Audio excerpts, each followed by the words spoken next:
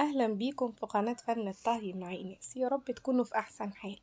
النهاردة هنعمل مع بعض القرص الطرية بطريقة بسيطة وسهلة، وان شاء الله الفيديو يعجبكم.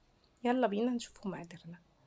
معانا كيلو من الدقيق، ومعانا نص باكو من البيكنج باودر، وباكو من الخميرة الفورية، ومعانا كوباية من السمنة، وعليها نص كيلو من اللبن، و3 معالق قشطة، ومعانا معلقتين من السكر نحطهم على الدقيق. بعد كده بفضي البيكنج باودر، وبفضي الخميرة، ومعايا اللبن على 3 معالق القشطة، ومعايا كوباية السمنة، بفضيهم كلهم على الدقيق، وببتدي اعجن العجينة. بوصلها لان هي تكون عجينة طرية معايا، ما تكونش ناشفة. وبعد كده بسيبها تتخمر في مكان دافي، وابتدي بعد ما تخمر ان انا اطلعها. دلوقتي هي العجينة خمرت معايا وبقت ما شاء الله كويسة.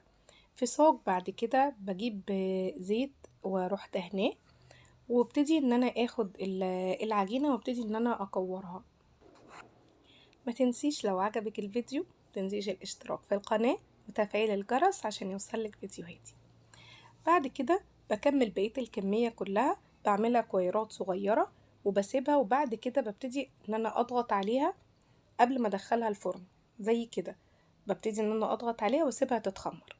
بعد ما بتتخمر بجيب بعد كده شوية مية، وعشان ادهن الوش لان انا عايزة احط اي حاجة على الوش تقدري تسيبيها كده.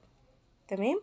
انا في جزء هسيبه الوش بتاعه زي ما هو سادة، والجزء التاني هحط شوية ينسون، وفي جزء هحط له على الوش بتاعه سكر.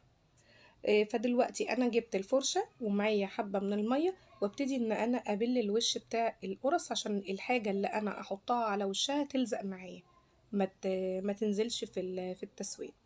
تمام. وهدخلها بعد كده الفرن، بولع لها الفرن الشواية والفرن من تحت، وده بيكون الشكل النهائي بتاعها، بتاع القرص السادة واللي عليها اليانسون واللي عليها السكر.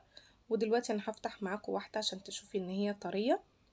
ادي القرص معايا طرية ومفرغة كمان. يعني ان شاء الله الفيديو يعجبك، ولو عجبك الفيديو ما تنسيش الاشتراك في القناة وتفعيل الجرس عشان يوصلك فيديوهاتي، وان شاء الله اقابلكم في فيديوهات تانية.